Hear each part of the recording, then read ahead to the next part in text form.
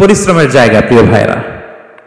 এখানে পরিশ্রম না করলে সফলতার দেখা মিলে না। বাঁচতে হলে, সারভাইভ করতে হলে, টিকে থাকতে হলে আপনাকে পরিশ্রম করতে হবে। এই পৃথিবীতে কেউ কাউকে জায়গা করে দেয় না, এখানে জায়গা করে নিতে হয়, ঠিক কিনা বলেন? আপনি যদি পরিশ্রম করেন, পরিশ্রমে যে ঘাম ঝরে শরীর থেকে, পরিশ্রমের ঘামে জন্ম নেয় সফলতার বীজ। আপনি যখন হাড় ভাঙা পরিশ্রম করবেন, এই পরিশ্রমে যে লোনা পানি বেরোবে, যে ঘাম বেরোবে, এই ঘামেই জন্ম নেয় সফলতার বীজ। এবং সফলতার কোনো শর্টকাট হয় না প্রিয় ভাইরা। অনেকে অল্পতে সফল হতে চায়, শর্টকাট খুঁজে, আছে না? নাই না, সফলতার জন্য আপনাকে লং কাটে যেতে হবে। ওখানে কোনো লিফট থাকে না, সিঁড়ি বেয়ে উঠতে হয়। অনেকে চায় যে সফলতার লিফটে উঠবো, সুইচ চাপবো, সাকসেসফুল ইন লাইফ। না, এত সহজ না, আপনাকে সিঁড়ি বেয়ে উঠতে হবে। তাহলে পরিশ্রমের কোনো বিকল্প নেই। এই দুনিয়াটা হচ্ছে পরিশ্রমের জায়গা, সংগ্রামের জায়গা। আপনি সফল হতে হলে আপনাকে পরিশ্রম করতে হবে, করতেই হবে। আর পরিশ্রমে কোনো লজ্জা নেই। আমি বিভিন্ন আমার আলোচনায় বলি, কাজে লজ্জা নেই। কিসে লজ্জা নেই? আওয়াজ করে বলুন সবাই। কাজে লজ্জা নেই। লজ্জা হচ্ছে অলসতায়, লজ্জা হচ্ছে হাত পাতায়, লজ্জা হচ্ছে অকর্মণ্যতায়। কাজে লজ্জা আছে? এমন একটা ধর্ম পেয়েছি যে ধর্মটা মজলুমকে নিয়ে কথা বলে। The vulnerable people of the society, সমাজে যারা মজলুম, অসহায়, যাদের কথা কেউ বলে না, তাদের অধিকার নিয়ে ইসলাম কথা বলে। আলহামদুলিল্লাহ বলেন। ইসলাম শ্রমিকের অধিকার নিয়ে কথা বলে, লেবার রাইটস নিয়ে ইসলাম কথা বলে। ইসলাম উইমেন রাইটস নিয়ে কথা বলে, নারী অধিকার নিয়ে কথা বলে। ইসলাম হিউম্যান রাইটস নিয়ে কথা বলে। ইসলাম মানবাধিকার নিয়ে কথা বলে। ইসলাম অ্যানিমাল রাইটস নিয়ে কথা বলে, প্রাণী অধিকার নিয়ে কথা বলে। আল্লাহু আকবার। আপনি চাইলেই একটা প্রাণীকে আঘাত করতে পারবেন না। আমাদের দেশে এটা খুব বাজে একটা কালচার। কুকুর একটা দেখলেই আমরা কি করি? হয় ঢিল ছড়ি, না একটা লাথি মারি। কিছুই করে নাই আপনাকে, পাশ দিয়ে যাচ্ছে, দেখলেই কি ঢিল মারে, লাথি মারে। আরো অনেক জঘন্য জঘন্য কাজ আমরা করি। তাহলে যারাই যেখানে বিপন্ন, মানবতা যেখানে বিপন্ন, সেখানেই ইসলাম হাজির হয়েছে। আলহামদুলিল্লাহ। এর জন্য ইসলাম পেয়ে আমরা খুশি না বেজার বলেন? এর জন্য প্রত্যেক সালাতের পরে আমরা ঘোষণা দিই, রাদিতু বিল্লাহি রাব্বা ওয়া বিল ইসলামি দীনা ওয়া বি মুহাম্মাদিন নাবিয়্যান ওয়া রাসূলা। আমরা আল্লাহকে রব হিসেবে পেয়ে খুশি, আমরা ইসলামকে দিন হিসেবে পেয়ে খুশি। তো আমরা রাসূল সাল্লাল্লাহু আলাইহি ইসলামকে নবী এবং রাসূল হিসেবে পেয়ে খুশি। তার মানে প্রত্যেক সালাতের পরে আমরা কি করি? এটা অ্যানাউন্সমেন্ট দেই। তো ইসলাম এমন একটা ধর্ম, যেখানেই মানবতা বিপন্ন, সেখানেই ইসলাম হাজির।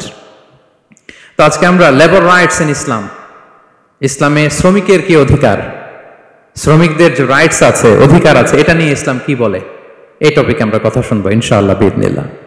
সম্মানিত শুধু আমি শুরুতেই কালামুল্লাহ মাজিদের একটি আয়াত তেলাওয়াত করেছি, সূরাতুল ইনশিকাকের 6 নম্বর আয়াত, যেখানে আল্লাহ তাআলা ইরশাদ করছেন, ইয়া আইয়ুহাল ইনসানু ইন্নাকা কাদিহুন ইলা রাব্বিকা কাদহান ফামুলাকি। অর্থাৎ হে মানুষ, তুমি তোমার রবের কাছে পৌঁছা পর্যন্ত কঠোর পরিশ্রম করতে হবে, অতঃপর তুমি তার সাক্ষাৎ লাভ করবে। আমাদের আলটিমেট গোল হচ্ছে আমরা আল্লাহর কাছে ফিরে যাব, ঠিক কিনা বলেন?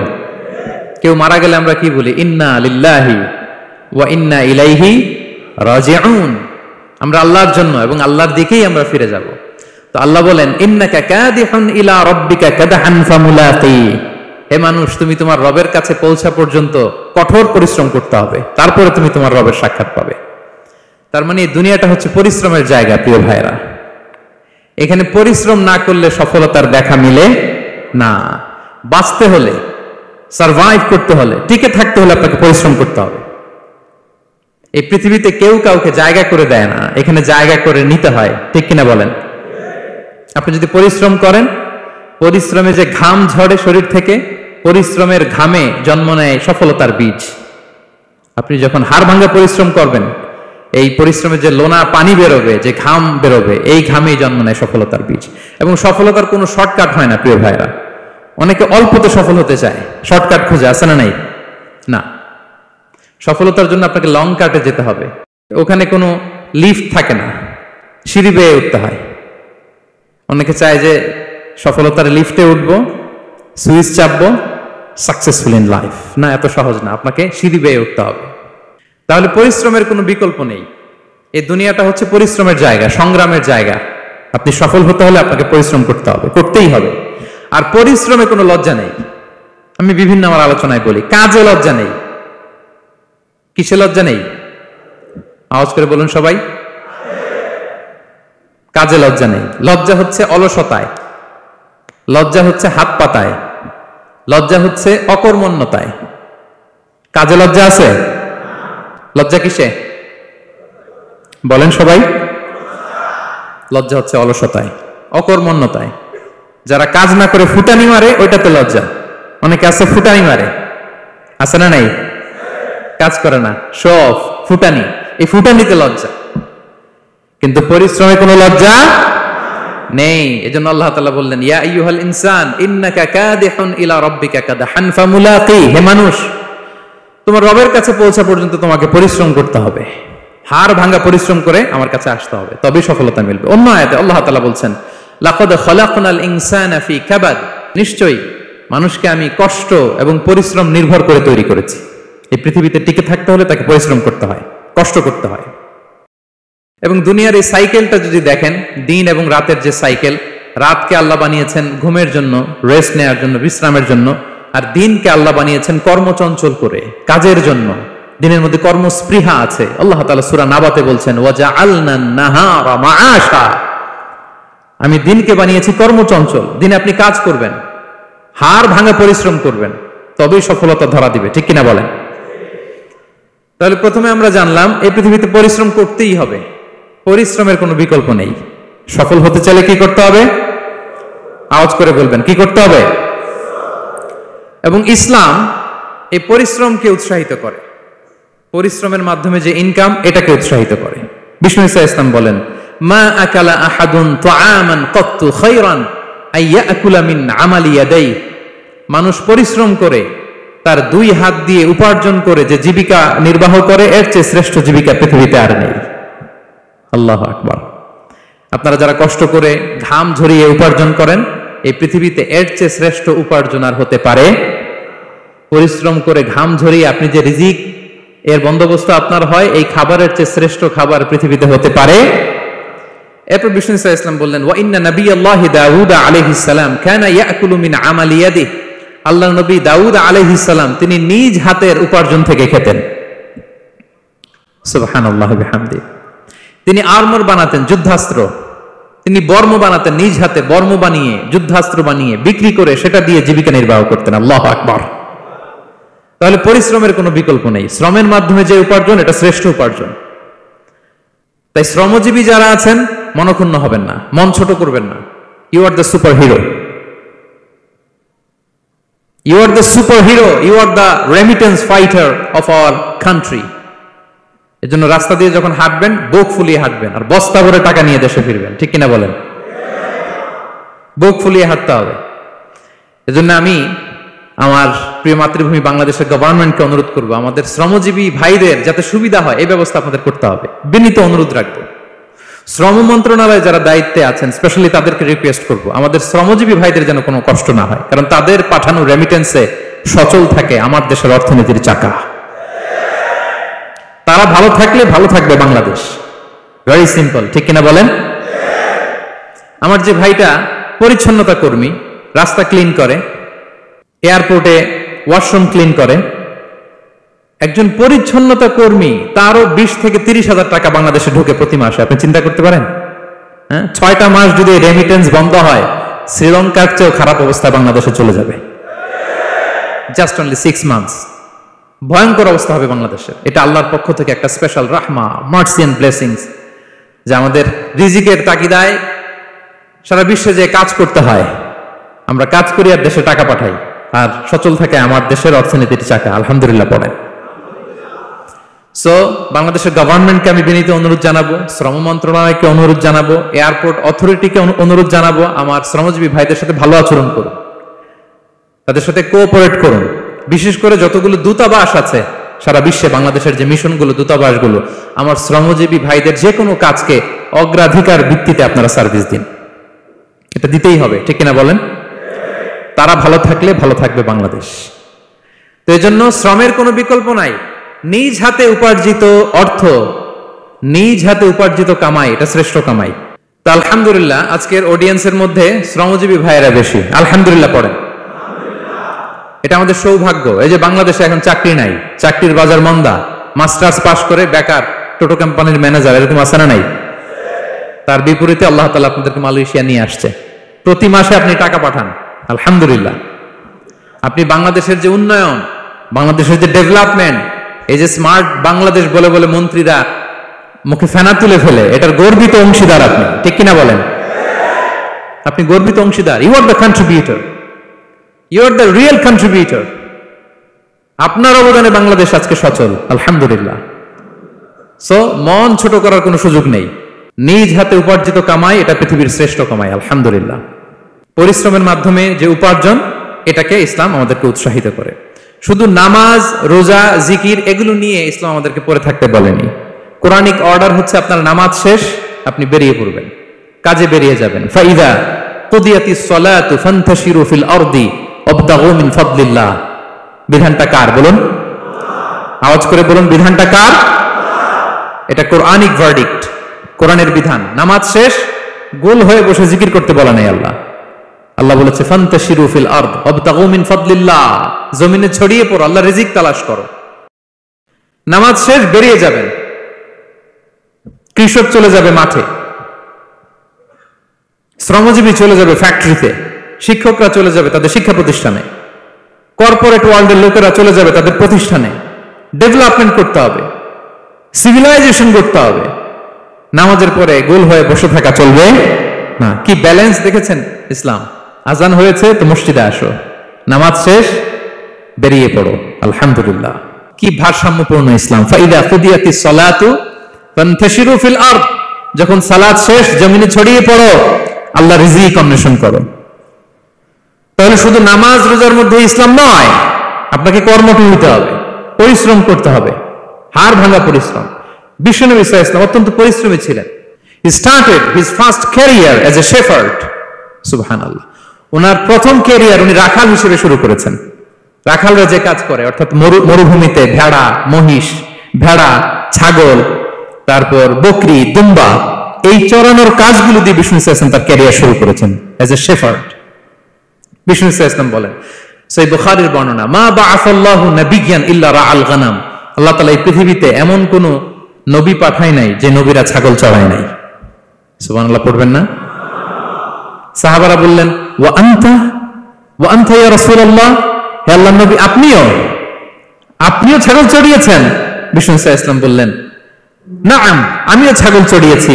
ওয়া কুনতু আরআহা আলা কারারিত লি আহলি মক্কা, আমি অল্প কিছু মজুরির বিনিময়ে, অল্প কিছু টাকার বিনিময়ে, সামান্য কিছু পারিশ্রমিকের বিনিময়ে মক্কার লোকদের ছাগল চড়িয়ে দিতাম। সুবহানাল্লাহ পড়েন।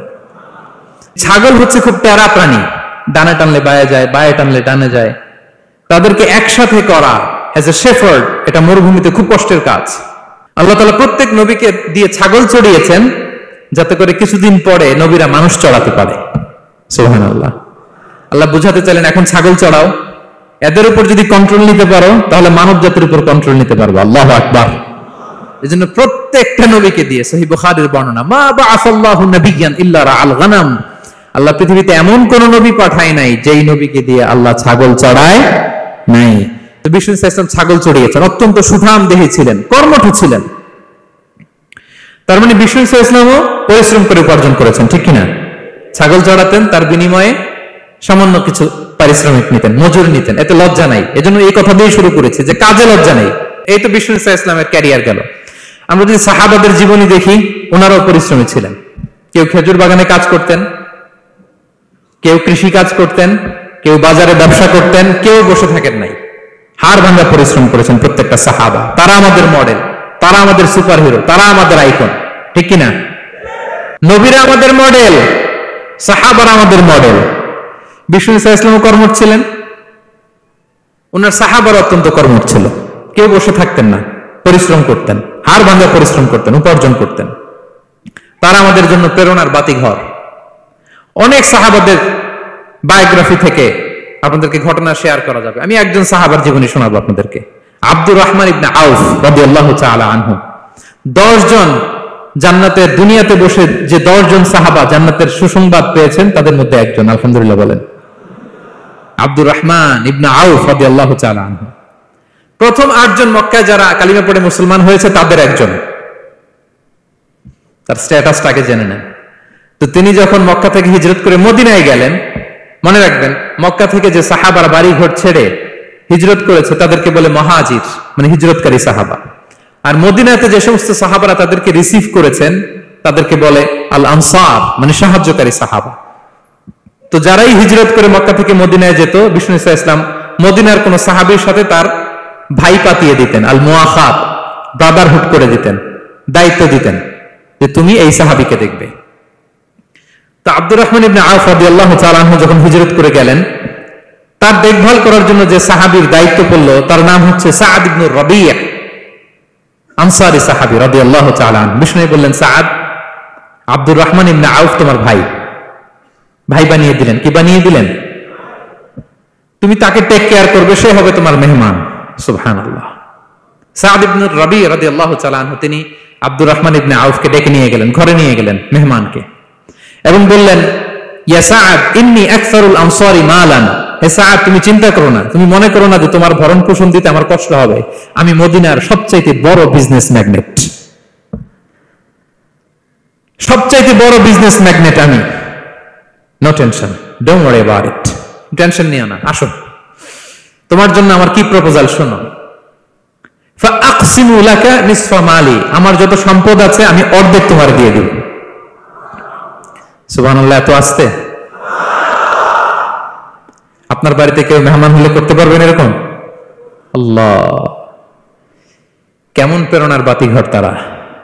ফাআকসিমু নিসফা মালি, হে আব্দুর রহমান ইবনে আউফ, আমার অর্ধেক সম্পদ তোমারে দিয়ে দিব। এখানেই শেষ না, এরপর বলতে লাগলেন, আমার অনেকগুলো স্ত্রী আছে, তুমি কোথায় যে মেয়ে খুঁজবা, প্রস্তাব দিবা, এত ঝামেলার দরকার নাই। আমার কোন স্ত্রীকে তোমার ভালো লাগে বলো, তার যদি তোমাকে ভালো লাগে তাহলে প্রয়োজনে তাকে আমি ডিভোর্স দিয়ে দিব, তাকে নিয়ে তুমি সুখের সংসার করবা। আল্লাহু আকবার, আল্লাহু আকবার। অর্ধেক সম্পদ দিয়ে দিব, আমার একাধিক স্ত্রী আছে, কাউকে যদি তোমার পছন্দ হয় এবং সেও যদি তোমাকে পছন্দ করে, প্রয়োজনে তাকে ডিভোর্স দিব। New life, new career, just go on. আমরা এই সুযোগ পেলে কি করতাম? সাথে সাথে অর্ধেক সম্পদ নিয়ে নিতাম, ঠিক কিনা? আব্দুর রহমান ইবনে আউফ প্রেরণার বাতিঘর। উনি কি করলেন? উনি বললেন, লা হাজাতা লি ফি যালিক। আমার ভাই, তুমি যে বলছো সাআদ ইবনে রবি, তুমি যে এত চমৎকার প্রপোজাল দিয়েছো, এতেই আমি খুশি, তোমার কোনো কিছুর আমার দরকার নাই। বারাকাল্লাহু লাকা ফি আহলিকা ওয়া মালিক, আল্লাহ তোমার সম্পদেও বরকত দেখ, আল্লাহ তোমার পরিবারেও বরকত দেখ। তবে একটা কষ্ট করতে হবে, সেটা কি? আব্দুর রহমান ইবনে আউফ বললেন, দুল্লানি ইলা সুক, just show me the way to market. মদিনার বাজারটা কোথায় এটা একটু দেখায় দাও। আমি নতুন মানুষ, পথঘাট চিনি না। দুল্লানি ইলা সুক, just show me the way to market of Medina. মদিনার বাজারটা কোন রাস্তা একটু দেখায় দাও। আল্লাহু আকবার। সাআদ ইবনে রবি বললেন, এই তো মদিনার বাজার। উনি যে কিছু ঘি কিনলেন, পনির কিনলেন, কিনে বিক্রি করলেন, প্রফিট করলেন। ওই প্রফিট দিয়ে আরো বেশি করে কিনলেন, আবার বিক্রি করলেন, প্রফিট, আবার বিক্রি করলেন, প্রফিট। এই কেনা বেচা করতে করতে 1-2 মাসের মধ্যে উনি মদিনার one of the biggest business magnate হয়ে গেলেন। আল্লাহু আকবার। কি হাড় ভাঙা পরিশ্রমই না তারা করেছেন। একেবারে রেডি ক্যারিয়ার ছিল, গেলাম সবচেয়ে বড় বিজনেসম্যানের অর্ধেক সম্পত্তি পেয়ে গেলাম। He didn't accept the ready career, rather he made his own path with his own endeavor. নিজের চেষ্টায়, নিজের পরিশ্রমে, নিজের ঘাম ঝরিয়ে নিজের ক্যারিয়ার তৈরি করেছেন। চিল্লায় বলেন ঠিক কিনা?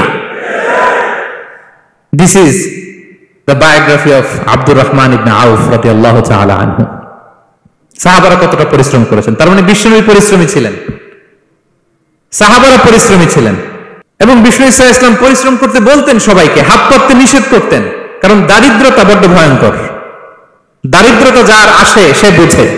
বাংলা একটা কথা আছে, অভাব যখন দরজায় এসে দাঁড়ায়, ভালোবাসা তখন। হ্যাঁ, সবার মুখস্থ, দেখছেন? অভাব যখন দরজায় এসে দাঁড়ায়, ভালোবাসা তখন জানলা দিয়ে পালায়। দারিদ্রতা ঈমান কেড়ে নেয়। আপনি পার্বত্য চট্টগ্রামের অবস্থা জানেন? আমাদের বাংলাদেশের পাহাড়ি এলাকার অবস্থা জানেন? ওখানে আমাদের গরিব মুসলিম ভাইদেরকে সামান্য কিছু টাকা পয়সা দিয়ে ওদেরকে খ্রিস্টান বানিয়ে ফেলতেছে মিশনারি গুলো। এই খবর তো আমরা রাখি না। দারিদ্রতা বড্ড ভয়ঙ্কর। এজন্য বিষ্ণু ইসা ইসলাম দারিদ্রতা থেকে আল্লাহর কাছে পানাহ চাইতেন। তিনি বলতেন, আল্লাহুম্মা ইন্নী আউযু বিকা মিনাল ফাকরি ওয়াল কিল্লাতি ওয়াদ-দিল্লাহ। ও আল্লাহ, I seek refuge with you from poverty, from insufficiency and humiliation. ও আল্লাহ, আমি তোমার কাছে দারিদ্রতা থেকে পানাহ চাই। ও আল্লাহ, আমি তোমার কাছে স্বল্পতা থেকে পানাহ চাই। ও আল্লাহ, আমি তোমার কাছে লাঞ্ছনা থেকে পানাহ চাই। পড়েন আমিন। এই দোয়াটা বেশি বেশি পড়বেন। আল্লাহুম্মা ইন্নী আউযু বিকা মিনাল ফাকরি ওয়াল কিল্লাতি ওয়াদ-দিল্লাহ। হে আল্লাহ, আমি দারিদ্রতা থেকে পানাহ চাই। আল্লাহ, স্বল্পতা থেকে পানাহ চাই। আল্লাহ, লাঞ্ছনা থেকে পানাহ চাই। সবাই পড়ুন আমিন। বিষ্ণু ইসা ইসলাম যে দোয়াগুলো শিখিয়েছেন এগুলো হচ্ছে very precise in wording but comprehensive in meaning. শব্দে খুব ছোট কিন্তু অর্থ মানুষের হৃদয়ে তার আবেদন অনেক ব্যাপক, অনেক বেশি। আপনি সারাদিন মিলিয়েও দোয়ার মধ্যে এত সুন্দর প্রার্থনা বাক্য তৈরি করতে পারবেন না, কিন্তু বিষ্ণু ইসা ইসলাম এক বাক্যে যেটা চেয়েছেন গোটা দুনিয়াটা এর ভিতরে ঢুকে গিয়েছে। আল্লাহুম্মা ইন্নী আউযু বিকা মিনাল ফাকরি ওয়াল কিল্লাতি ওয়াদ-দিল্লাহ। আল্লাহ, দারিদ্রতা থেকে পানাহ চাই। বিষ্ণু ইসা ইসলাম নিজে স্বয়ং দারিদ্রতা থেকে পানাহ চাইতেন। তাহলে দারিদ্রতার সাথে আমাদের কোনো সম্পর্ক? আমরা পরিশ্রম করব, আমরা কাজ করে খাবো, কাজে কোনো লজ্জা নেই, লজ্জা অলসতায়। চিল্লায় বলেন ঠিক কিনা? এবং বিষ্ণু ইসা ইসলামের কাছে কেউ যদি হাত পাতত, যদি দেখতেন তার কাজ করার যোগ্যতা আছে, বিষ্ণু ইসা ইসলাম ভিক্ষা দিতেন না, কাজে উৎসাহিত করতেন, ভিক্ষাবৃত্তিকে অনুৎসাহিত করতেন। এক যুবক এসে হাত পাতলো, বিষ্ণু ইসা ইসলাম, আর কিছু দেন। নই বললেন, তুমি তো শক্ত সামর্থ্য মানুষ, বাসায় কি আছে বলো। সে বলে, আমার বাড়িতে একটা পানি খাওয়ার জগ আছে আর একটা চাদর আছে। বিষ্ণু ইসা ইসলাম বললেন, নিয়ে আস। সে নিয়ে আস। এবার বিষ্ণু ইসা ইসলাম চাদর আর জগ দুইটা নিয়ে সাহাবাদেরকে বললেন, মাইয়াশতারি হাযাইন, কে কিনবে? অকশন চিনেন? অকশন, অকশনে কি করে? নিলামে দাম তোলে না? তো রাসূল সাল্লাল্লাহু আলাইহি ওয়াসাল্লাম তার চাদর আর জগটা নিলামে তুললেন। এই কে কিনবে? মাইয়াশতারি হাযাইন, মাইয়াশতারি হাযাইন।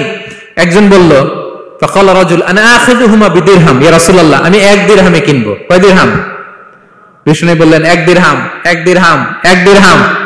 মানে এর চেয়ে কেউ বাড়াবে কিনা? মাইয়াজিদু আলা যালিক, এর চেয়ে বাড়াই দিবা কে? আরেক সাহাবী বলল, ইয়া রাসূলুল্লাহ, আমি 2 দিরহামে কিনবো। 2 দিরহাম, 2 দিরহাম, 2 দিরহাম, আর বাড়ে না। বিষ্ণু সাল্লাল্লাহু আলাইহি ওয়াসাল্লাম তার কাছে 2 দিরহাম দিয়ে বিক্রি করে দিলেন। 2 দিরহাম নিয়ে যুবককে বললেন, নাও, এই 1 দিরহাম দিয়ে কিছু খাবার কিনে তোমার ফ্যামিলিকে দিয়ে আস। আরেক দিরহাম দিয়ে একটা কুঠার কিনে নিয়ে আস। তো যুবক কুঠার কিনে আনলো। ফাওয়াদাআ লাহু আর-রাসূল সাল্লাল্লাহু আলাইহি ওয়াসাল্লাম ইয়াদান, রাসূল সাল্লাল্লাহু আলাইহি ওয়াসাল্লাম নিজ হাতে ওই কুঠারের একটা হাতল লাগাই দিলেন কাঠের। কারণ শুধু কুঠার দিয়ে তো হবে না, একটা হাতল থাকতে হবে না? বিষ্ণু সাল্লাল্লাহু আলাইহি ওয়াসাল্লাম ওনার মোবারক হাতে, বরকতময় হাতে ওই কুঠারে একটা হাতল লাগাই দিলেন। এবার বললেন, যাও, 1 দিরহাম দিয়ে কুঠার, আরেক দিরহাম দিয়ে খাবার কিনে আনো। এই কুঠার দিয়ে জঙ্গলে যে কাঠ কেটে লাকড়ি বেচে জীবিকা নির্বাহ করো। সামনের 15 দিন আমার সামনে যেন তোমার ঘুরঘুর করতে না দেখি। এ বেচারা গেল, 1 দিরহাম দিয়ে ফ্যামিলিতে খাবার দিল, আর লাকড়ি নিয়ে কাঠ কাটতে না কাটতে কয়েকদিনের ব্যবধানে ও 10 দিরহাম কামাই ফেলছে। আস্তে আস্তে আস্তে আস্তে সে স্বাবলম্বী হয়ে গেল। এরপর একবার বিষ্ণু ইসা ইসলামের কাছে আসছে। বিষ্ণু ইসা ইসলাম তারে বলে, মানুষের কাছে হাত পাতার চেয়ে, দুয়ারে দুয়ারে ভিক্ষা করার চেয়ে তোমার মতো এরকম কাঠ কেটে, জঙ্গলে কাঠ কেটে বাজারে বিক্রি করা অনেক ভালো। আল্লাহু আকবার। এই হচ্ছে বিষ্ণু ইসা ইসলামের ক্যারেক্টারিস্টিক্স। তিনি ভিক্ষাবৃত্তিকে অনুৎসাহিত করতেন। এই যে গল্পটা, what is the moral of the story? কি শিখলাম? 1 নম্বর যেটা শিখলাম, তিনি কাজ করে খেতে উৎসাহিত করেছেন। চাইলেই বিষ্ণু ইসা ইসলাম ওই 2টা জিনিস বিক্রি করে 2 দিরহাম দিয়ে বলতে পারতেন, যাও 2 দিরহাম দিয়ে খাবার কিনো। ওই বেলা খেয়ে রাতের বেলা আরেক দুয়ারে যে ভিক্ষা করতো, ঠিক কিনা বলেন? কথা বুঝতেছেন? 2 দিরহাম দিয়ে যদি খাবার কিনতো তো দুপুরে খেয়ে রাতে কি করতো? আবার হাত পাততো। সেটা করে নাই, কাজ করে খেতে উৎসাহিত করেছেন এবং স্থায়ী সমাধান করে দিয়েছেন। কারণ কাজ কাজই, কাজে কোনো ছোট বড় নাই। আছে? কাজে কোনো ছোট বড় আছে না। তাহলে ইসলাম আমাদেরকে পরিশ্রমী হতে শেখায়, কর্মমুখী হতে শেখায়। ইসলাম কতটা কর্মমুখী ধর্ম দেখেন। বিষ্ণু ইসলাম বলেন, ইন কামাতিস সাআ ওয়া ফি ইয়াদি আহাদিকুম ফাসিলা, কেউ যদি দেখে কিয়ামত হয়ে যাচ্ছে, কি হয়ে যাচ্ছে? সবাই বলুন। কেউ যদি দেখে কিয়ামত হয়ে যাচ্ছে আর তার হাতে একটা চারা বীজ আছে, গাছের চারা। কি আছে? গাছের চারা। সে গাছের চারা রোপণ করতে গেছিল, ওদিকে যায় দেখে কিয়ামত শুরু হয়ে গেছে। বিষ্ণু নবী বলেন, ফাইন ইসতাতাআ আন লা তাকুমা হাত্তা ইয়াগরিসাহা ফালইয়াগরিসহা, সে যদি পারে কিয়ামত হওয়ার আগে ওটা রোপণ করে দিতে, সে যেন তাড়াতাড়ি করে রোপণ করে দেয়। আল্লাহু আকবার। ইসলাম কতটা কর্মমুখী ধর্ম। কিয়ামত শুরু হয়েছে, বিষ্ণু বলেন তার উপর কিয়ামত আসার আগে সে যদি চান্স পায় চারা বীজটা যেন রোপণ করে দেয়। আর আমরা এখন আখিরুজ্জামান, দাজ্জাল আসবে, কিয়ামত হয়ে যাবে, 2025 সালেই হবে, এগুলো বলে কাজকর্ম সব বন্ধ করে দিচ্ছে। এরকম ডাকাইত আছে না নাই? হ্যাঁ বলেন, আছে না নাই?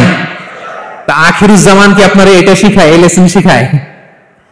আখিরুজ্জামান আসবে, দাজ্জাল আসবে, তো আপনার সমস্যা কি? দাজ্জাল আসবে দেখি তো আপনাকে বিজনেস করে এমন টাকা কামাইতে হবে যাতে করে দাজ্জাল আসলে আমি আমার অর্থ দিয়ে মুজাহিদিন ভাইদেরকে সহায়তা করতে পারি। দাজ্জাল আসবে তো আপনার প্রবলেম কি? আপনার বডি বিল্ডিং করতে হবে, আপনার ফ্যামিলিকে তারবিয়া দিতে হবে, আপনার সোসাইটিকে সমৃদ্ধ করতে হবে, আপনাকে সভ্যতার কারিগর হইতে হবে। আপনার সব কাজ আপনি আরো বাড়াই দিবেন দাজ্জালের প্রশ্ন আসলে। এখন দাজ্জাল আসবে, 25 সালেই আসবে, 26 সালেই কিয়ামত হবে। কি হবে ক্যারিয়ার দিয়ে, আর কি হবে ব্যবসা করে? এরকম আছে না নাই? এরকম করা যাবে? বিশ্বনবী কি বললেন? কিয়ামত হইতেছে, তুমি দেখতেছো চাক্ষুষ বিলা আয়ান, দেখতেছো কিয়ামত হইতেছে, আর তুমি গাছ লাগাইতে গেছিলা। যদি সুযোগ হয় কিয়ামত হওয়ার আগে আগে কি করো? গাছ লাগাও। সুবহানাল্লাহ পড়বেন না? প্রিয় ভাইয়েরা, আমরা যেন পরিশ্রমী হই, আমরা যেন কর্মঠ হই, আমরা যেন অলস না হই। বিষ্ণু ইসলাম অলসতা থেকে আল্লাহর কাছে পানাহ চাইতেন। আল্লাহ আমাদেরকে বোঝার তৌফিক দান করুক, আমরা পড়ি আমিন। আল্লাহ নবী সাল্লাল্লাহু আলাইহি ওয়াসাল্লাম শুধু পরিশ্রম করতে বলেছেন এমন নয়, তিনি পরিশ্রমীদেরকে পছন্দ করতেন। এক সাহাবীর সাথে তিনি মুসাফা করলেন, দেখলেন হাতটা বড্ড খসখসে, তিনি শ্রমজীবী সাহাবী। এটা যখন তিনি শুনতে পেলেন, তিনি পরম মমতায় আলতো করে ওই শ্রমিক সাহাবীর হাতে তিনি চুমু খেলেন। আল্লাহু আকবার। এবং ওনার আন্ডারে যারা কাজ করত তাদের সাথে বিষ্ণু ইসলামের যে আচরণ, ওনার যে শ্রমিক, ওনার যে খাদেম, তাদের সাথে বিষ্ণু ইসলামের যে ডিলিং শুনলে আপনি অবাক হয়ে যাবেন, অবাক হয়ে যাবেন। আপনি কারো ব্যাপারে যদি রিয়েল ইনফরমেশন চান, আপনি কয়েকটা জায়গায় নক করতে হবে। এক নাম্বার, ধরেন যে একজন বড় সাহেব, তার আসল তথ্য যদি চান তার বউকে জিজ্ঞেস করেন। কারে জিজ্ঞেস করবেন? ওয়াইফকে জিজ্ঞেস করবেন, স্ত্রীকে, আসল তথ্য পাবেন। 2 নাম্বার, তার বাড়ির দারোয়ানকে জিজ্ঞেস করবেন। কাকে? 3 নাম্বার, তার ঘরের কাজের বুয়া, সব জানে উনি, ওই কাজের বুয়া থেকে রিপোর্ট নেবেন, ঘরে যে কাজ করে। 4 নাম্বার, তার ড্রাইভার, দারোয়ান, কাজের বুয়া, ওয়াইফ, এদের কাছ থেকে যদি আপনি জিজ্ঞেস করেন, ফলের বিড়াল বেরিয়ে আসবে। ঠিক কিনা বলেন? তো আসেন বিষ্ণু ইসলামের যে খাদেম, কর্মচারী, তারা একটু জিজ্ঞেস করি বিষ্ণু ইসলামের আচরণ কেমন ছিল। বিষ্ণু ইসলামের খাদেমের নাম হচ্ছে আনাস রাদিয়াল্লাহু আনহু। আলহামদুলিল্লাহ, খাদিমুর রাসূলিল্লাহ, বিষ্ণু ইসলামের খাদেম। আসলে ওনাকে জিজ্ঞেস করি যে বিষ্ণু ইসলামের আচরণ কেমন ছিল। আনাস রাদিয়াল্লাহু তাআলা আনহু বলেন, খাদিমতুন নবিয়্যা 10 সিনিন, আমি বিষ্ণু ইসলামের 10 বছর খেদমত করেছি। 1-2 বছর না, 10 বছর বিষ্ণু ইসলামের খেদমতে আমি নিয়োজিত ছিলাম। ফামা ক্বালা লি লিমা সানা'তা ওয়ালা লিমা লা সানা'তা, 10 বছরের মধ্যে একদিনও কখনো বলে না, এ আনাস এটা কেন করলাম, এ আনাস এমনটা কেন হলো, এটা কেন করলা না, একদিনের জন্য বলে নাই। কেন এটা করছো, কেন এটা করো নাই, এরকম কোনো প্রশ্ন আমাকে কোনোদিন করে নাই। সুবহানাল্লাহ। আনাস রাদিয়াল্লাহু তাআলা কি ভুল করেন নাই? করছেন। ছোট মানুষ তো, একেবারে ছোট বাচ্চা ছিলেন।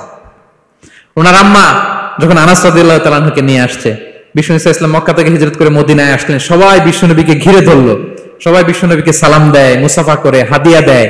আনাসের মা চোখের পানি ছাড়ে, বিশ্বনবীর কাছে লজ্জায় এসে বলে, ইয়া রাসূলুল্লাহ, সবাই আপনাকে উপহার দেয়, সবাই আপনাকে হাদিয়া দেয়, আমি আপনারে কি হাদিয়া দেব? হাদিয়া দেওয়ার মতো কিছু নাই, আমার এই কলিজার টুকরা আনাস ছাড়া, আমি আনাসকেই আপনারে হাদিয়া দিয়ে দিলাম। ইয়াখদুমুকা ইয়া রাসূলুল্লাহ, হে নবী, আনাস আপনার খেদমত করবে, আপনার ওযুর পানি এনে দিবে, আপনার মেসওয়াকটা এনে দিবে, আপনার জুব্বাটা এনে দিবে। আমি আমার কলিজার টুকরা, আমার নার ছেঁড়া ধন আনাসকেই আপনার উপহার দিয়ে দিলাম। আনাস রাদিয়াল্লাহু তাআলা বিষ্ণু ইসলামের সাথে থাকতেন, ওযুর পানি এনে দিতেন, জামা এনে দিতেন।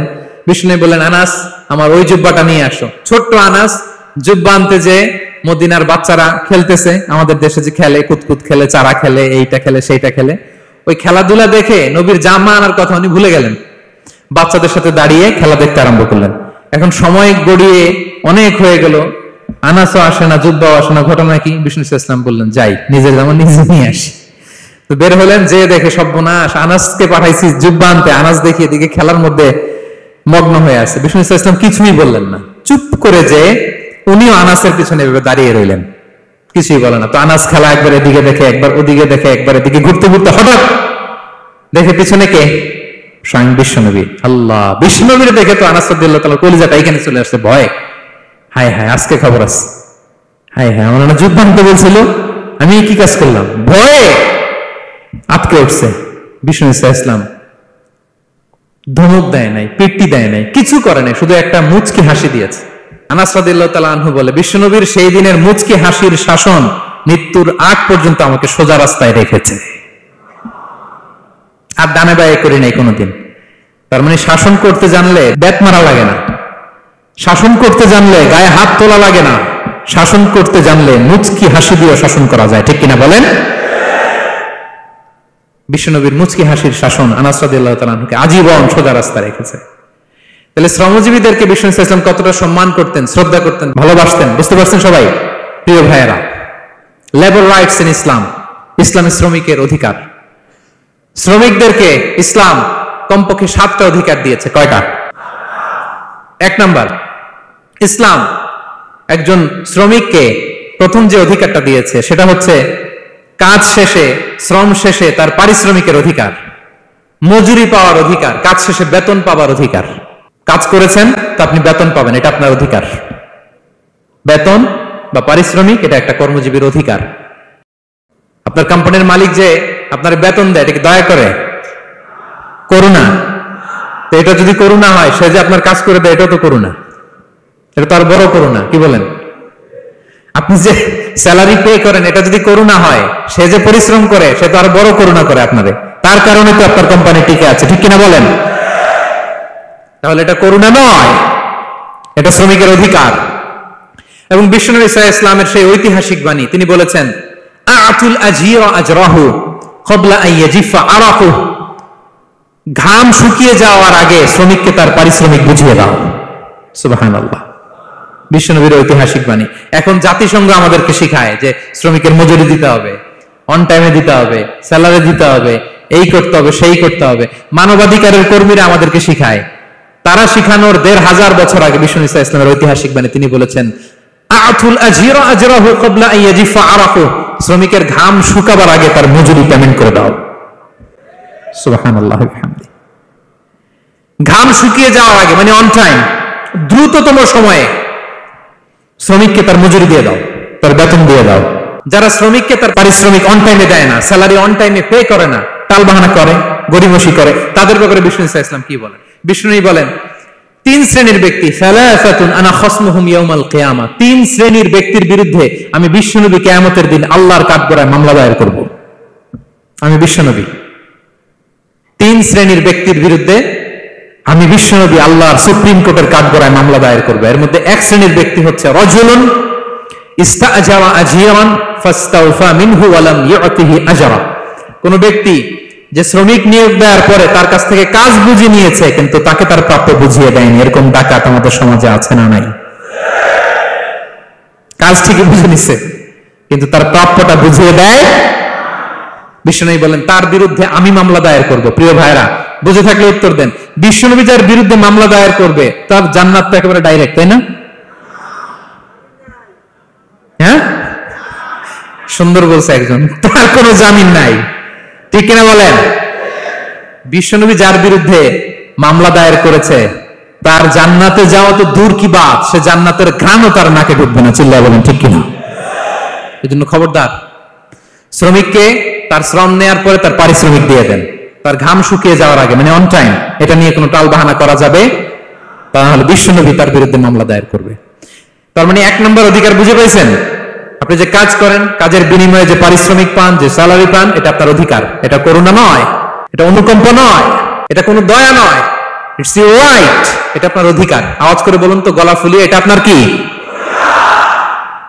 2 নাম্বার, একটা শ্রমিককে ইসলাম যে অধিকার দেয় সেটা হচ্ছে চুক্তি মাফিক সকল সুযোগ সুবিধা প্রাপ্তির অধিকার। অর্থাৎ একজন এমপ্লয়ার যখন তার এমপ্লয়িকে নিয়োগ করে, একটা এমপ্লয়মেন্ট কন্ট্রাক্ট থাকে না? এমপ্লয়মেন্ট কন্ট্রাক্ট বুঝেন তো? একটা চুক্তিপত্র থাকে, এখানে ফিক্স করা থাকে ওয়ার্কিং আওয়ার্স, কয় ঘন্টা আপনি কাজ করবেন, আপনার জব স্পেসিফিকেশন, কি করবেন কি করবেন না, আপনার স্যালারির ব্যাপারে থাকে, কত স্যালারি দিবে, কখন দিবে, আবার আপনি ওভার টাইম করলে এক্সট্রা পে করবে, আপনি রেগুলার কাজ করলে ঘন্টায় পার আওয়ার 20 রিঙ্গিট, ওভারটাইম করলে 40 রিঙ্গিট। তারপর আপনি কখন ব্রেক নেবেন, একটা ব্রেক থাকে না যে এই টাইমে একটা ব্রেক দিতে হবে, এগুলো মিউচুয়াল আন্ডারস্ট্যান্ডিং এ এমপ্লয়মেন্ট কন্ট্রাক্টে থাকে। আপনি হলিডে কখন করবেন, ছুটি থাকতে হবে। টানা 7 দিন কাজ করানো যাবে বলেন? না, আন্তর্জাতিক ভাবে এটা নিষিদ্ধ। টানা 7 দিন কোনো কাজ নাই, একদিন তার হলিডে থাকতে হবে, তার অ্যানুয়াল লিভ থাকতে হবে। Right to rest and leisure, বিশ্রামের একটা সময় লাগবে। এই যে 1 মে আন্তর্জাতিক শ্রমিক দিবস, এটা শুরু হয়েছে কিভাবে? ইউনাইটেড স্টেটস অফ আমেরিকার শিকাগোতে 1986 সালে এই কাজের বিরুদ্ধে তারা আন্দোলন করেছিল। টানা 7 দিন তাদেরকে দিয়ে গাদার মতো খাটুনি খাটাতো, দাসের মতো তাদের সাথে আচরণ করা হতো। তারা আন্দোলন শুরু করেছিল, 8 জনকে গুলি করে নিহত করা হয়েছিল। সেখান থেকে এই মে দিবস। কিন্তু বিষ্ণু ঈসা ইসলাম 1500 বছর আগে এই শ্রমিকদের অধিকারের ব্যাপারে সোচ্চার ছিলেন। আলহামদুলিল্লাহ বলেন। তাহলে right to rest and leisure, UDHR, universal declaration for human rights, এগুলো সব নির্ধারিত আছে। তার মানে একজন শ্রমিকের 2 নম্বর অধিকার হচ্ছে চুক্তি অনুযায়ী সকল সুযোগ সুবিধা প্রাপ্তির অধিকার। আপনার চুক্তি করছেন, আপনি এটা এটা দিবেন, কিন্তু কাজের পরে আপনি ফ্যাসিলিটি দিচ্ছেন না, এটা করা যাবে বলেন? করা যাবে? আল্লাহর কোরআন কি বলছে শুনুন। আল্লাহর কোরআন বলে, ইয়া আইয়ুহাল্লাযীনা আমানু আউফু বিল উকুদ, O you who believe fulfil your contract, ও বিশ্বাসীরা তোমরা তোমাদের চুক্তি পূর্ণ করো। ওয়া আউফু বিল আহদি ইন্নাল আহদা কানা মাসউলা, তোমরা যে কমিটমেন্ট করেছো, যে কন্ট্রাক্ট করেছো, এই চুক্তি তোমরা পূর্ণ করো। তা না হলে কিয়ামতের কঠিন ময়দানে এই চুক্তির ব্যাপারে, কন্ট্রাক্টের ব্যাপারে, এই এগ্রিমেন্টের ব্যাপারে আপনারা জিজ্ঞেস করবে কে? তাহলে যা চুক্তি করেছেন সুযোগ সুবিধা তাই আপনাকে দিতে হবে। মালিক ভাইয়েরা মনে থাকবে তো নাকি? এগ্রিমেন্টে যা যা বলেছেন, যা যা লিখে সিগনেচার করেছেন তাই আপনাকে দিতে হবে। আদেশটা কার? সবাই বলুন। আপনি মন চাইলে হায়ার করবেন আর পরের দিন ফায়ার করবেন, এরকম করা যাবে? হ্যাঁ, চাইলে হায়ার ফায়ার, মন যা চায় তা করবেন, এটা করা চলবে না। তাহলে 2টা অধিকার গেল। 3 নম্বর, একজন শ্রমিককে ইসলাম যে অধিকার দিয়েছে সেটা হচ্ছে সুন্দর আচরণ পাবার অধিকার। তিনি আপনার ফ্যাক্টরির ওয়ার্কার, আপনার স্টাফ, এজন্য যা মনে চায় তা আচরণ করবেন, দাসের মতো আচরণ করবেন। এটা করা যাবে? আওয়াজ করে বলেন, করা যাবে? বিষ্ণু ঈসা ইসলাম ইন্তেকালের আগে পুরা উম্মাহকে 2টা বিষয় ওসিয়ত করেছেন। আওয়াজ করে বলুন তো কয়টা? 1 নম্বর হচ্ছে নামাজ। 1 নম্বর কি? আসসালাত। আসসালাত, রূহ বের হওয়ার আগে, ইন্তেকালের আগে বিষ্ণু বলেন আসসালাত, আসসালাত, নামাজ, নামাজ। উম্মতেরা নামাজের ব্যাপারে সতর্ক হও। 2 নম্বর তিনি বলেছেন ওয়ামা মালাকাত আইমানুকুম, তোমাদের অধীনস্থ যারা আছে তাদের ব্যাপারে সচেষ্ট হও, তাদের প্রতি সদয় হও, তাদের সাথে খারাপ আচরণ করো না। এটা কখন বলছেন? জুমার খুতবার সময়, সাহাবীদের সাথে গল্প করার সময়, বিবিদের সাথে আলোচনার সময়। কখন? Just right before his death, এখনই রূহ বেরোবে, ইন্তেকালের আগে তিনি বলেছেন উম্মতেরা আসসালাত, নামাজ, উম্মতেরা ওমা মালাকাত আইমানুকুম, তোমাদের কর্মচারীদের সাথে খারাপ আচরণ করো না। তাহলে 3 নম্বর হচ্ছে শ্রমিকদের সুন্দর আচরণ পাবার অধিকার, তাদের সাথে খারাপ আচরণ করা যাবে না। বিষ্ণু ঈসা ইসলাম শ্রমিকদের রাইটস, অধিকারের ব্যাপারে এতটা সোচ্চার ছিলেন, বিদায় হজের মতো, বিদায় হজের যে বাণী, যে ভাষণ, এই ঐতিহাসিক ভাষণেও বাদ যায়নি শ্রমজীবীদের কথা। সুবহানাল্লাহ পড়েন। বিদায় হজের ভাষণে বিষ্ণু বলেছেন আরিকাকুম, আরিকাকুম আতইমুহুম মিম্মা তাকুলুন ওয়াকসুহুম মিম্মা তালবাসুন। খবরদার ও আমার উম্মতেরা, এই ভাষণের পরে আর বড় কোনো ভাষণ আমার পক্ষ থেকে তোমরা পাবে না। তোমাদের কর্মজীবী, তোমাদের শ্রমিক, তোমাদের ওয়ার্কার, তোমাদের স্টাফদের ব্যাপারে সাবধান থাকো। তোমরা যা খাবে তাদেরও তা খাওয়াবে, তোমরা যা পড়বে তাদেরও তা পড়তে দিবে, তাদের প্রতি তোমরা সদয় হবে। বিদায় হজের বাণী তো বিষ্ণু ঈসা ইসলাম আপনাদের কথা ভুলে নাই। আলহামদুলিল্লাহ পড়েন। কি রহমতের নবী ছিলেন, কি মায়ার নবী ছিলেন, শ্রমজীবীদেরকে বিষ্ণু ঈসা ইসলাম এতটা ভালোবাসতেন। তাহলে 3 নম্বর যে অধিকার ইসলাম একজন শ্রমিককে দেয় সেটা হচ্ছে সুন্দর আচরণ পাবার অধিকার। দেখবেন যে মালিক বা যে এমপ্লয়ার ভালো আচরণ করে, সব শ্রমিককে তাকে ভালোবাসে, তার জন্য দোয়া করে। আপনি মালিক হয়ে অসুস্থ, দেখবেন আপনার ওয়ার্কার গুলো জায়নামাজ বিছিয়ে সেজদায় পড়ে আপনার জন্য কাঁদে। এরকম আছে না নাই? মালিক হলে তো এরকম মালিক হইতে হবে, এমপ্লয়ার হলে তো এরকম হওয়া চাই, ঠিক কিনা বলেন? তাহলে আমরা শ্রমজীবীদের সাথে ভালো আচরণ করবো, পারা যাবে তো ইনশাআল্লাহ? ইনশাআল্লাহ। 4 নাম্বার, কর্মক্ষেত্রে নিরাপত্তার অধিকার। শ্রমজীবী ভাইদের যে ওয়ার্ক প্লেস আছে সেখানে তাদের নিরাপত্তা থাকতে হবে, সেফটি মেজারমেন্ট থাকতে হবে। অনেক জায়গায় দেখি আয়রন ফ্যাক্টরিগুলোতে যারা কাজ করে, আল্লাহু আকবার, আপনারা ভিডিও ক্লিপসে দেখবেন যে কি ভয়ঙ্কর সেখানকার অবস্থা। ডিহাইড্রেশন, এক একজন অসুস্থ হয়ে যায়। সেখানে তাদের পর্যাপ্ত পানির ব্যবস্থা নাই, এটা নাই সেটা নাই। এমন এমন ফ্যাক্টরিতে আমাদের অনেক ভাইরা কাজ করে, কেমিক্যাল ফ্যাক্টরি, মাস্কও নাই। এরকম ডাকাইতে আছে না নাই? কেমিক্যাল ফ্যাক্টরিতে যারা কাজ করবে এদেরকে মাস্ক দিতে হবে, এদেরকে হ্যান্ড গ্লাভস দিতে হবে। নির্মাণ শ্রমিক যারা আছে তাদেরকে হেলমেট দিতে হবে। প্রত্যেকটা ফ্যাক্টরিতে ফায়ার এক্সটিংগুইশার লাগবে, আগুন লাগলে অগ্নি নির্বাপক যে যন্ত্র, এগুলোর দরকার আছে না নাই বলেন? গাদার মতো ঢোকার জায়গা নাই, বেরোয়ার জায়গা নাই, সেফ এন্ট্রি নাই, সেফ এক্সিট নাই। হাজার হাজার মানুষ কাজ করে, আগুন লাগলে সব পুরো ছাই। এরকম হয় না প্রিয় ভাইরা? বলেন, আওয়াজ করে বলেন, হয় না এরকম? অহরহ আমরা দেখি বাংলাদেশ। অগ্নি নির্বাপক যন্ত্র নাই, না, এটা করা যাবে না। আগুন লাগলে কিভাবে আপনি আগুন নেভাবেন, কিভাবে তাদের সেফটি সিকিউরিটি এনশিওর করবেন, এগুলো সব আগে থেকে নির্ধারণ থাকতে হবে। তাহলে 4 নম্বর হচ্ছে নিরাপত্তা অ্যাজ এ এমপ্লয়ার, এটা আপনাকে এনশিওর করতে হবে। 5 নম্বরে সাধ্যের বাইরে কোনো কাজে বাধ্য না করার অধিকার। সাধ্যের বাইরে কিছু আপনি তার উপর চাপিয়ে দিতে পারবেন, এমন হেভি ওয়ার্কলোড দিতে পারবেন না যেটা তার শরীরে কুলায় না। এরকম ডাকাইতেছে যে পারে না, তারপরে তার উপর কাজ চাপিয়ে দেয়, আছে না নাই বলেন? বলেন, ওয়ার্কারের স্বাস্থ্যহানি হয়, অঙ্গহানি হয়, এবং এমন ছোট ছোট বাচ্চাদের দিয়ে কাজ করায়, শিশু শ্রম, এটা তো আইনত দণ্ডনীয় অপরাধ। এটা করা যাবে না। এগ্রিমেন্টে, চুক্তিতে আপনি যা করাবেন, যেভাবে করাবেন, যা চান সার্ভিস, ওইটাই করাইতে হবে। এবং আল্লাহর বিধান এটা, লা ইউকাল্লিফুল্লাহু নাফসান ইল্লা উসআহা। আল্লাহ সাধ্যের বাইরে বান্দার উপরও কোনো কিছু চাপিয়ে দেয় না। এটা samely applicable to the worker. বিষ্ণু ইসলাম বলেন, ওয়ালা ইউকাল্লাফু মিনাল আমালি ইল্লা মা ইউতিক। সাধ্যের বাইরে কোন ওয়ার্কারকে অতিরিক্ত কোনো কাজ চাপিয়ে দেয়া যাবে না। ফাইন কাল্লাফাহু, যদি তাকে সাধ্যের বাইরে কোনো কাজ চাপিয়ে দিতে হয়, মা ইয়াগলিবুহু, যেটা তার জন্য কষ্ট হয়ে যায়, ফাল ইউইনহু আলাই, এই কাজে তাকে সাহায্য করতে হবে।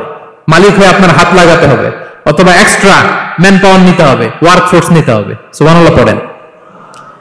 বিশ্বনবী মনে হচ্ছে যেন বর্তমান যে এই যে হাজার হাজার ফ্যাক্টরি, এই কলকারখানা, এই ওয়ার্কারদের দুর্দশাগুলো দেখে দেখে পয়েন্টে পয়েন্টে ধরে ধরে কথা বলেছেন। আল্লাহু আকবার। যদি সাধ্যের বাইরে কিছু চাপিয়ে দিতে হয় তাহলে তাকে সহায়তা করতে হবে। 5 নম্বর শ্রমিকের অধিকার হচ্ছে সাধ্যের বাইরে কোনো কাজে বাধ্য না করার অধিকার। আপনি বাধ্য করতে পারবেন না। কটা গেল?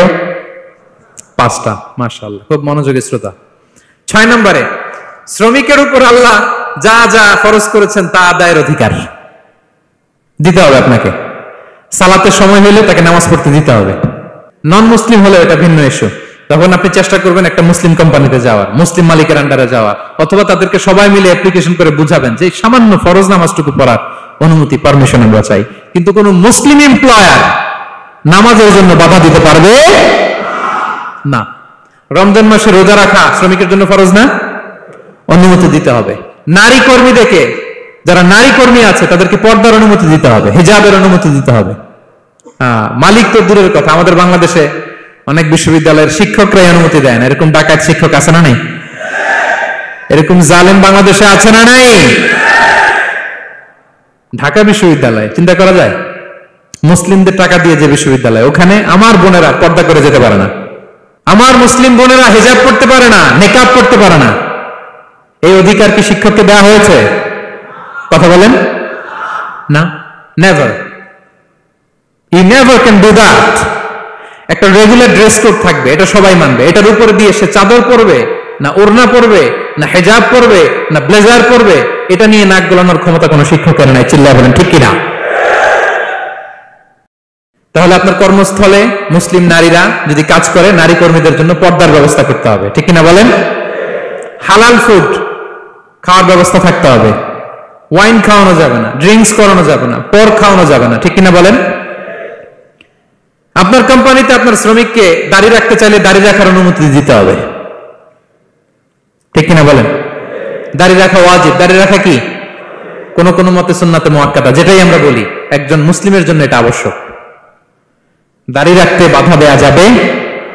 আমাদের বাংলাদেশে দেয়? হ্যাঁ, কোন কোন কোম্পানি দেয়। কোন কোম্পানি দেয় বলেন? হ্যাঁ, আরম। এই পাওয়া গেছে, আরম। কিছুদিন আগে দাড়ি রাখবে বলে এক ছেলেকে কর্মচ্যুত করেছে, এরকম আছে না নাই? করা যাবে? করা যাবে বলেন? না, দাড়ি রাখার অনুমতি দিতে হবে, নারীদেরকে হেজাব করার অনুমতি দিতে হবে, এটা অধিকার। এটা অধিকার। শ্রমিকের উপর আল্লাহ তাআলা যা যা ফরজ করেছে এটা আদায়ের অধিকার তাকে দিতে হবে। আলহামদুলিল্লাহ বলেন। 7 নাম্বার, সর্বশেষ, সামাজিক নিরাপত্তা লাভের অধিকার, সোশ্যাল সিকিউরিটি। শ্রমিকের পুঁজি হচ্ছে তার শ্রম, তার জীবন যৌবন সব দিয়ে আপনার ফ্যাক্টরিতে একেবারে শীর্ষে নিয়ে গেল, শেষ জীবনে আপনি মালিক তারে ভুলে গেলেন, এরকম আছে না নাই? নো, তার জন্য সোশ্যাল সিকিউরিটির ব্যবস্থা করতে হবে। অনেক শ্রমিক ভাইরা আছে সারা জীবন ফ্যাক্টরির জন্য কাজ করে শেষ বয়সে দুরারোগ্য ব্যাধিতে আক্রান্ত, তাদের খোঁজ খবর কেউ নেয় না। এটা গভর্নমেন্টের দায়িত্ব। গভর্নমেন্ট ফান্ড থেকে, কোম্পানির ফান্ড থেকে, অথবা কোনো যাকাত ফান্ড থেকে, অথবা কোনো এন্ডাওমেন্ট ফান্ড থেকে, অর্থাৎ ওয়াকাফের ফান্ড থেকে তাদের সোশ্যাল সিকিউরিটির ব্যবস্থা করতে হবে। সামাজিক নিরাপত্তা দরকার আছে না নাই বলেন? এটা আপনাদের অধিকার। এই 7টা অধিকার ইসলাম একজন শ্রমিককে দিয়েছে। তো শ্রমিককে ইসলাম শুধু অধিকারই দিয়েছে, মালিকের কোনো অধিকার নাই নাকি? এবার মালিকরা খেপে উঠছে। এতক্ষণ মালিকরা চুপচাপ, আমি দেখতেছি তো, এতক্ষণ যা যা বলতেছি মালিকরা চুপচাপ শুনতেছে। যখনই বলছি মালিকের অধিকার আছে না নেই, মালিকরা কে আছে? হ্যাঁ, ইসলাম চেক এন্ড ব্যালেন্স করেছে। ইসলাম হচ্ছে ভেরি ব্যালেন্সড রিলিজিয়ন, ভারসাম্যপূর্ণ একটা জীবন ব্যবস্থা। শ্রমিকেরও দায়িত্ব আছে। শ্রমিকেরও কি প্রিয় ভাইয়েরা দায়িত্ব আছে। বিষ্ণু ইসলাম বলেন, সালাসাতুন লাহুম আজরান, 3 শ্রেণীর ব্যক্তি আছে যাদেরকে আল্লাহ যে কোনো কাজ করলে ডাবল রিওয়ার্ড দিবে, ডাবল। আপনি নামাজ পড়লে যাওয়া সওয়াব, এক করলে দ্বিগুণ সওয়াব। এর মধ্যে এক শ্রেণীর হচ্ছে ওয়াল আবদুল মামলুক ইযা আদ্দা হাক্কাল্লাহ ওয়া হাক্কা মাওয়ালিহ, ওই দাস যে তার আল্লাহর ইবাদত করে, আল্লাহর হক পালন করে আর তার মনিবের হক পালন করে। এখানে দাস বলতে শুধু আগের সময়ের দাসই নয়, বর্তমান সময়ের যারা কর্মজীবী তারাও। কোন কর্মজীবী সে যদি আল্লাহর বিধান, আল্লাহর হক আদায় করে, পাশাপাশি যার আন্ডারে সে কাজ করে তার হক আদায় করে, বিষ্ণু ইসলাম বলেন সব কাজে তার প্রতিদান হবে ডবল ডবল। করেন আল্লাহু আকবার। তাহলে শ্রমিকের দায়িত্ব হচ্ছে কোম্পানিকে যে সার্ভিস তার দেওয়া এটা পূর্ণাঙ্গ রূপে দিতে হবে। এটা হচ্ছে শ্রমিকের দায়িত্ব। 1 নম্বরের দায়িত্ব হচ্ছে লয়ালটি, আমানতদারিতা। 1 নম্বর দায়িত্ব কি? আপনি বেতন নেন আপনার বসের কাছ থেকে, কোম্পানির কাছ থেকে, কিন্তু সার্ভিস দেন আরেক কোম্পানির, হবে? বলেন। যার নুন খাই তার গুণ গাইতে হবে। আপনি যেই কোম্পানি থেকে স্যালারি নেন, সার্ভিস আপনার তাকে দিতে হবে। লয়ালটি থাকতে হবে, বিশ্বস্ততা, এটা জরুরি, এটা থাকতে হবে। আপনার মালিক আপনার কাছ থেকে এই লয়ালটি প্রাপ্য, সে যেন আপনার উপর আস্থা রাখে, আপনার বস যেন আপনার উপর আস্থা রাখতে পারে, এইটা মালিকের অধিকার। কথা কি বুঝেন? হ্যাঁ, এবার শ্রমজীবী ভাইরা একটু ঠান্ডা হয়ে গেছে, দেখছেন চেক এন্ড ব্যালেন্স। কথা বলেন ঠিক কিনা? আপনার মালিক আপনার কাছ থেকে এটা প্রাপ্য, এটা তার অধিকার, বিশ্বস্ততা। ইন্না খায়রা মান ইস্তাজারতাল কবিউল আমিন, যাকে নিয়োগ দেওয়া হবে তার মধ্যে 2টা কোয়ালিটি থাকতে হয়। কয়টা? মুসা আলাইহিস সালাম ফেরাউনের বাবুর্চিকে 1 থাপ্পড় মারলেন রেগে মেগে। উনি থাপ্পড় মারছিলেন আদব শিক্ষা দেওয়ার জন্য, কিন্তু বেচারা সাথে সাথে মরে গেছে। উনি মারছিলেন আদব শিখানোর জন্য, বেচারা যে মরে যাবে মুসা আলাইহিস সালাম জানতেন না। এখন দেখে সর্বনাশ, সেটা তো মরে গেছে, অক্কা পাইছে। উনি দিলেন দৌড়। মুসা আলাইহিস সালাম দৌড়াতে দৌড়াতে প্রাণ ভয়ে চলে গেলেন আরেক সীমান্তে, মিশর ছেড়ে আরেক এলাকায়। যে দেখে কিছু লোক ধাক্কাধাক্কি করে তাদের উটগুলোকে পানি খাওয়াচ্ছে, আর 2টা মেয়ে পাশে চুপ করে বসে আছে। উনি বুঝতে পারলেন মেয়েগুলো এই ইয়াং ছেলেদের সাথে ধাক্কাধাক্কি করে টিকতে পারবে না। উনি এগিয়ে গেলেন, বললেন তোমরা পানি খাওয়াবো উটদেরকে? হ্যাঁ খাওয়াবো, আসো। উনি উটগুলো নিয়ে সবাইকে সরিয়ে পানি খাইয়ে দিলেন, মেয়েরা চলে গেল। এবার বাবার কাছে যেয়ে বললো, বাবা এমন এক ছেলের সন্ধান পাইছি, ছেলেটা খুব ভালো, আমাদের চেহারার দিকে তাকায় না, মাটির দিকে তাকিয়ে কথা বলে।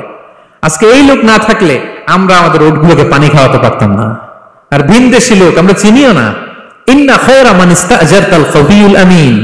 বাবা কাজ করেন, আমাদের তো রাখাল লাগবে, আমাদের দেখভাল করার জন্য তো একজন সুপারভাইজার দরকার, এই ছেলেকে আপনি কাজে রেখে দেন। সুবহানাল্লাহ বলবেন না? বাবা বললো যাও নিয়ে আস। মেয়ে 2জন যে বললো আব্বার কাছে চলেন, আব্বা আপনার কথা বলবে, আপনার সাথে আলাপ করবে। মুসা আলাইহিস সালাম বললেন ঠিক আছে, তোমরা পেছনে পেছনে যাও, আমি তোমাদের আগে আগে যাই। তোমরা আমাকে বলবা যে ডানে না বায়ে না সামনে। সুবহানাল্লাহ পড়বেন না? কি চরিত্র, কি চরিত্র ছিল যাদের, যাতে করে তাদের দিকে তাকানো না লাগে। মুসা আলাইহিস সালামের নজর যেন তাদের দিকে না পড়ে। মুসা আলাইহিস সালাম বললেন, আমি আগে যাই, তোমরা পিছন থেকে বলো ডানে না বায়ে, কোন গলি, কোথায় যাবো। আল্লাহু আকবার।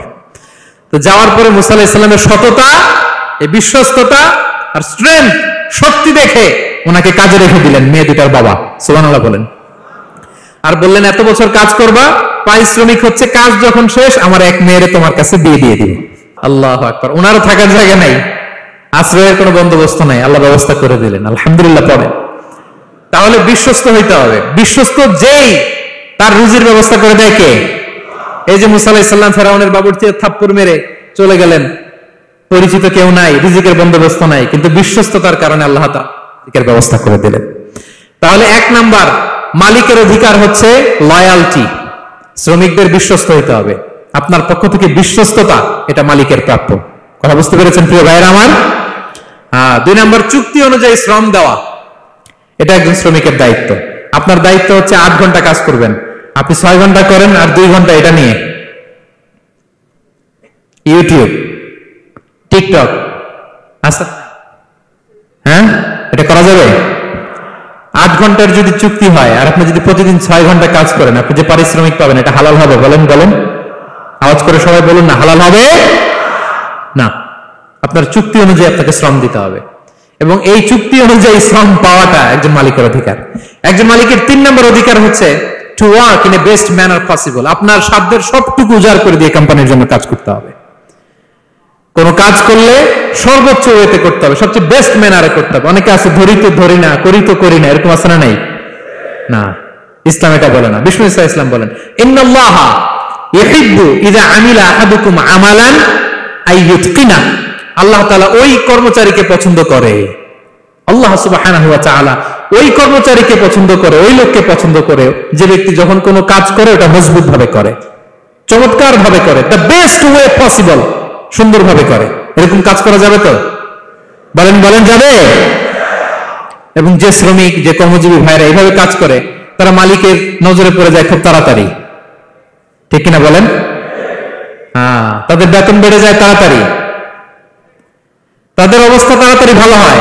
4 নম্বর অধিকার হচ্ছে আপনি আন্তরিকতার সাথে কাজ করবেন, আপনার মালিকের কোম্পানিকে নিজের কোম্পানি মনে করবেন। পারা যাবে?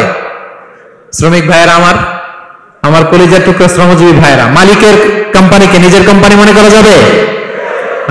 অনেকে দেখবেন যে নিজের গাড়িটা খুব সেফলি ড্রাইভ করে, কিন্তু বসের গাড়ি নিয়ে যখন ড্রাইভ করে তখন আর এই এক্সট্রা কেয়ার নাই। এরকম আছে না? নাই। নিজের জিনিস খুব দেখে শুনে রাখে, কিন্তু কোম্পানির জিনিস যখন ইউজ করে ওইখানে সে দেখভাল তার নাই। এরকম আছে না? নাই। এরকম করবেন আপনারা? না। আপনি যে কোম্পানিতে কাজ করেন এটা নিজের কোম্পানি, ওইটার উত্তর সাকসেস, সফলতার জন্য আপনাকে আন্তরিক হইতে হবে। তাহলে এই 4টা অধিকার আল্লাহ তাআলা প্রত্যেকটা মালিককে দিয়েছে। তাহলে চেক এন্ড ব্যালেন্স হয়েছে? কথা কি সবাই বুঝতে পারছেন? আলহামদুলিল্লাহ পড়েন।